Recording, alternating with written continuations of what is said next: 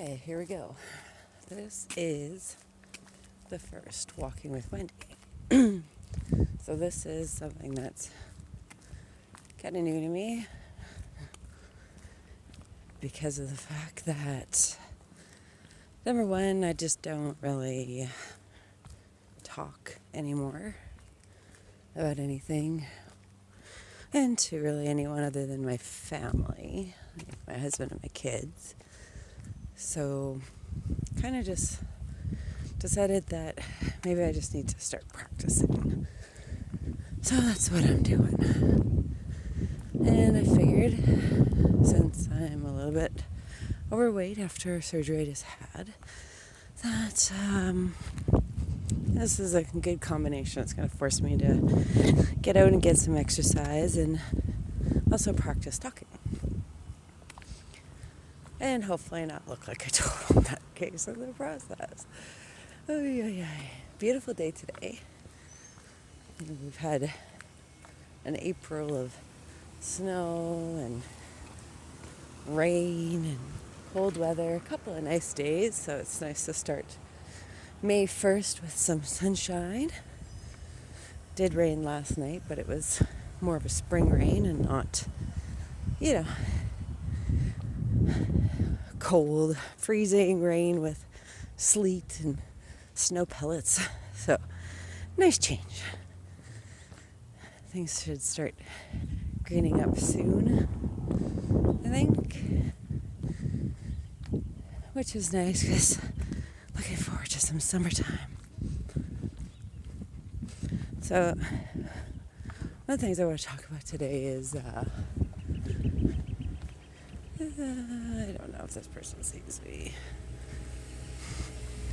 She does. Okay, so first let's talk about this Walking with Wendy thing. So I don't know if you're like me. I don't have really anybody to walk with. We're fairly new to this community, and so I really haven't met a lot of people. And honestly, sometimes it's good to just kind of walk by yourself and take in the community and the sights and, have your thoughts. So that is something that I always have a lot of, is thoughts. I think about pretty much everything and anything. I recently actually have been thinking about studying, looking at a bunch of different things. The whole polarized debate of flat Earth and round Earth.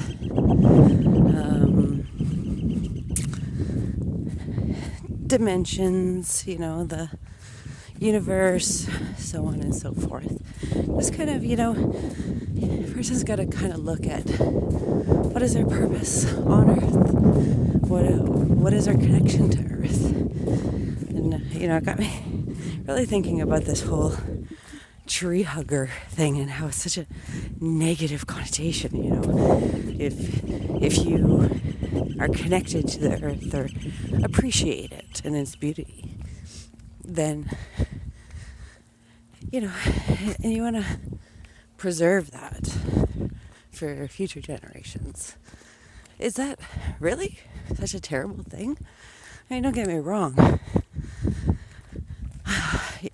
We live in a world where there's an economy, so there's money, and there's, it goes way back to bartering, fur trade, basically. And then they monetize that by taking minerals from the ground and creating an actual money, coins, and then paper to make paper money.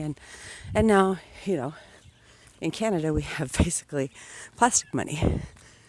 So it's funny when you think about it, that the things that actual money is extension of those same things that we are pulling from the earth and using now to trade or buy. We used to say buy, but it's still trade. We're trading those things that we've earned. We work and we earn those things, and we trade them for supplies, materials, food, and so on.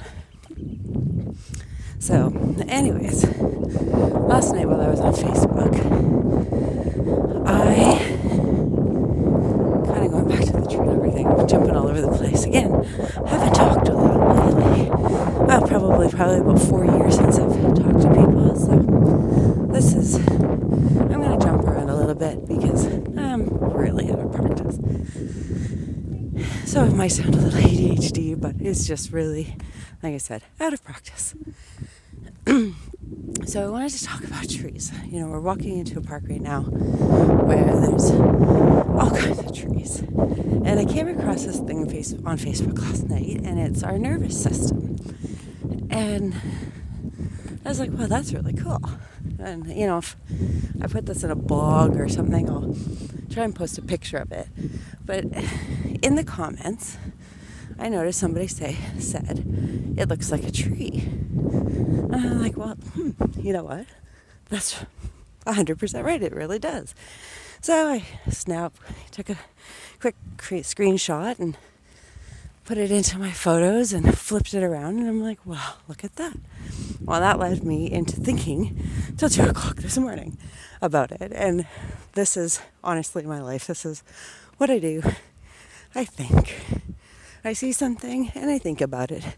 And I think about it for hours. And it's like, till something makes sense to me. So I started thinking about how when we flipped our nervous system over, all of a sudden our brain is the roots of the rest of our branches, our limbs, our body. And what we feed that brain through our senses, our receptors, our senses, our hearing, sight, taste, sound. That's just in the roots, the brain. That feeds the rest of our nervous system, our body. Now, it's interesting to think that, we have that connection with trees. And just like trees, we need to stay nourished with water, nutrients, all those things. I think I was reading or Googled it last night how much water is in a tree, and I think it said 50% or something like that, and our bodies are 60% water, so really there's a lot of similarities.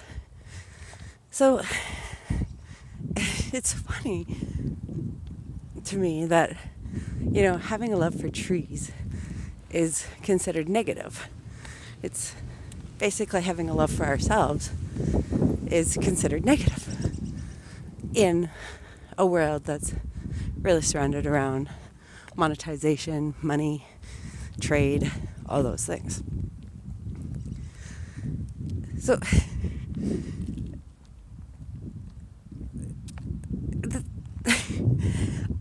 it just leaves me speechless in some ways, because it's like they're telling us, no, you should really hate what you are. Hate where you come from. Hate things that are similar to you. Just as a lot of us want to protect our, other humans on this earth, there's those that say, well, no, that's a commodity. Trees are a commodity. People are a commodity. Everything's a commodity. But it's not. We're all connected.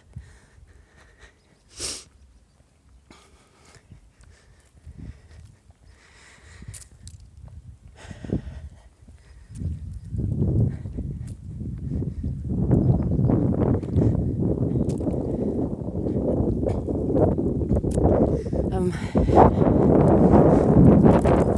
of lost my train of thought. Oh, there's a robin under the tree.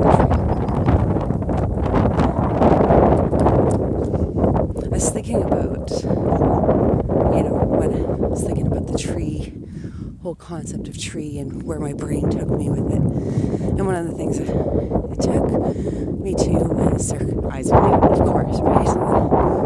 The discovery of gravity.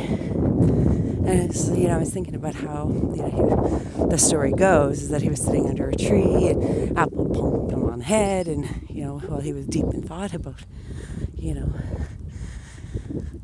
this whole theories and everything else like that, and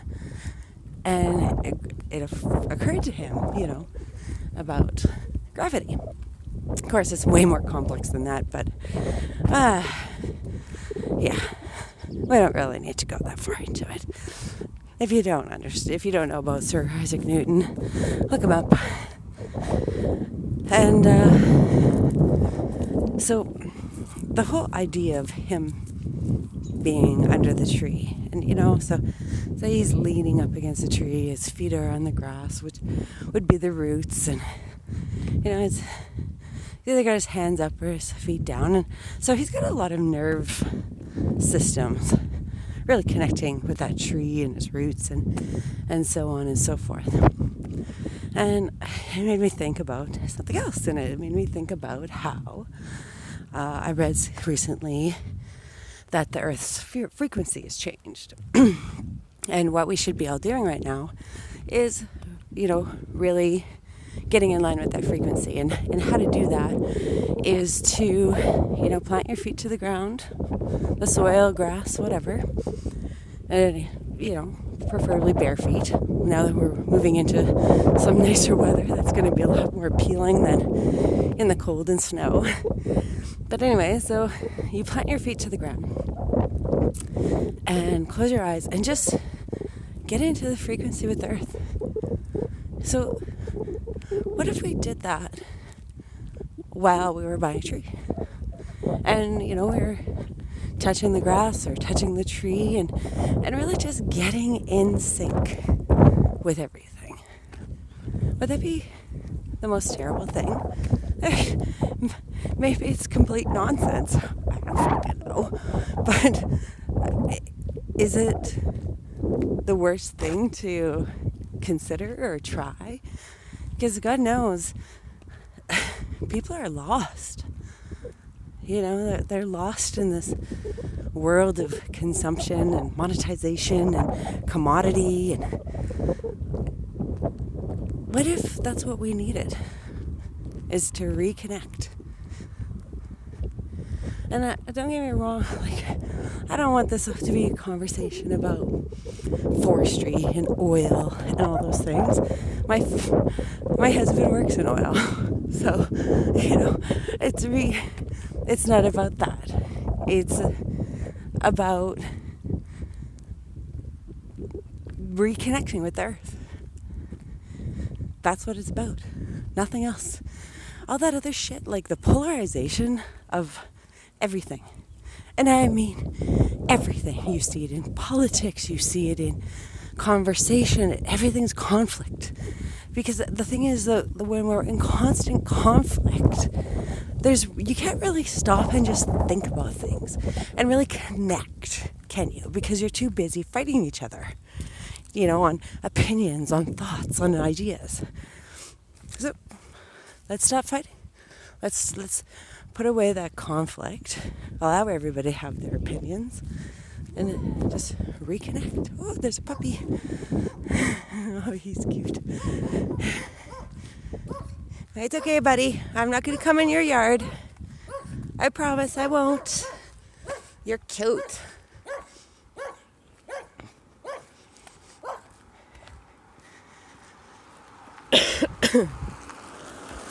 So anyways, as I was saying, it's funny, I don't even know if this is recording. I could be just talking to talk. And I guess that's not the worst thing when I haven't talked for a really, really, really long time. Kind of part of that is because of the polarization. Everybody wants an argument. Everybody wants to be heard. Some people will just argue to argue. they'll you throw something up on your social media, or you say something and just passing is really nothing more than that, and like the fight's on, and why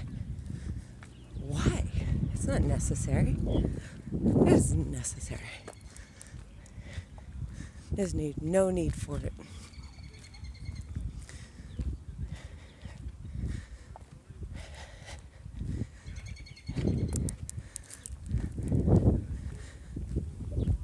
You look at just different topics of polarization. I mean, in Canada alone, the politics, I used to be quite interested in politics, and I find it's just left such a bad taste in my mouth now because of people's approach, how nasty it is. People are just nasty. You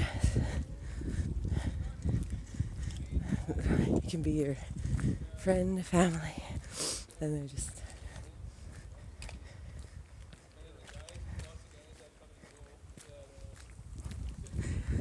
And it gets ugly, For me, I really don't have any partisanship to anything in particular. I just look at the topics, look at the issues, and see which group, and I'm going to call them a group, not a party, because they're a group, what ideas they've come up with to try and resolve those issues, problems.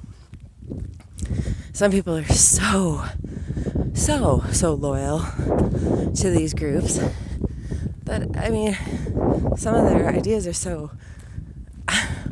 out to lunch that it doesn't matter to them. They don't look at it that way. Well, a quarter of their ideas look good, so that's all really that matters. Well, no, it's not. There's a lot more to that. No group is going to have all the answers, the silver bullet that's going to fix all the problems. But to just have, that partisanship and that loyalty just doesn't make sense. It's not. It doesn't allow you to think freely and critically, because let's face it, critical thinking is out the freaking window nowadays. I swear. To just stop and think about things. What's wrong with that? To think about it and to be impartial about some things, like to not really have an opinion either way. Doesn't mean you're apathetic. Just means that you really don't have a decision on that. You don't, if you just either haven't put thought into it, or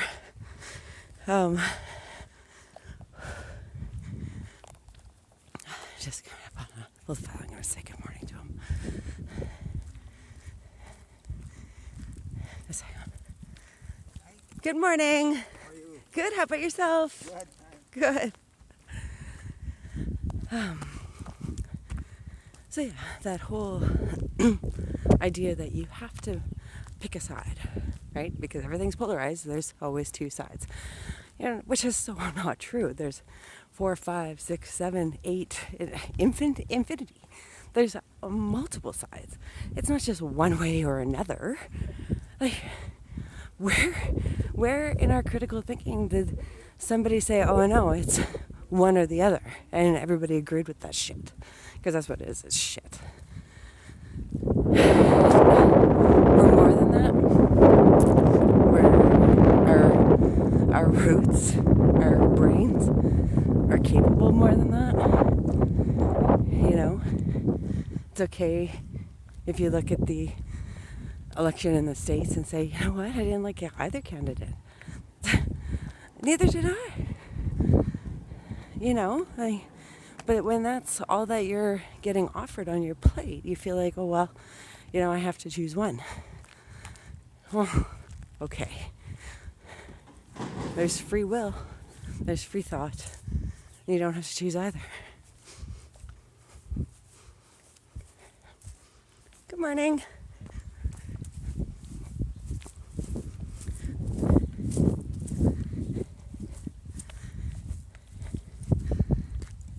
Maybe that's just me and the way I think, but if somebody throws two things on a plate for me and says you have to choose one, well, actually I have another choice. I have the choice to starve, Like that's three choices just in one. I can choose to say I want a little bit of both. I just put two more choices on the table than what they gave me.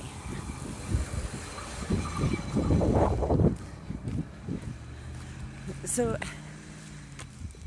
do you know what I mean? It's, what are we feeding our brains? What are we allowing people to feed our brains? Why is that ability to critical think and free thought being snuffed out?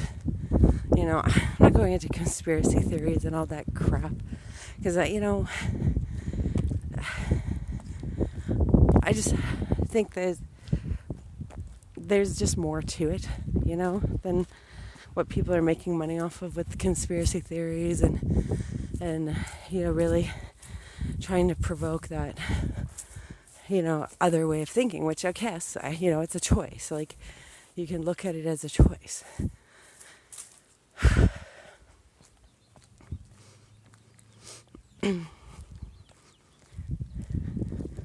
I'm just not one that feels like conspiracy theories is a choice of that I would choose, right? I've looked at it. I've looked at all the different theories, and it's like, I see where they're coming from. I understand their perspective. But some are so flippin' crazy. And it's like, okay, well, how do they meld? How do they fit into each other? The reality, the conspiracy theory, it's, to me, it's not black and white.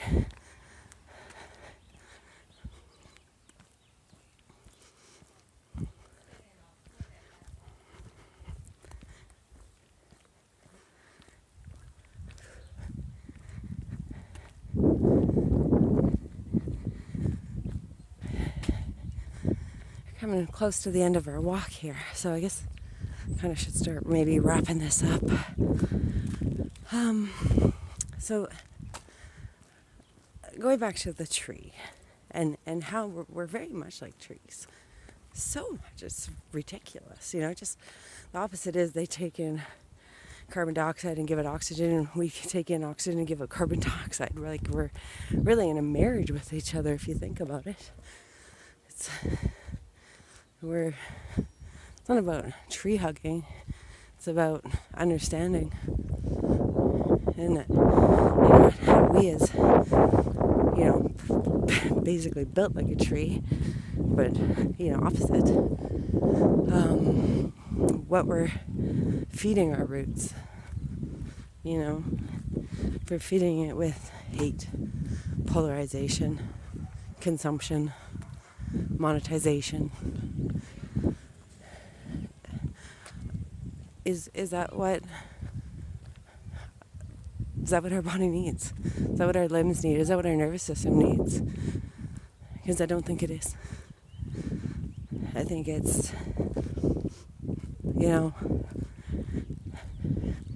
feeding it with love, water, obviously, visions of beauty, and whatever that beauty is to you. Like, every tree is different, every brain is different, every root is different, so beauty looks different to all of us. Sounds, music, beautiful music, not just like the mainstream music, not music, stuff that, like, when you listen to it, your whole body feels like it's floating. It's, you know, like you're going to take off and fly, or you just get this burst of energy. I mean, there's all kinds of music to feed your roots. Food.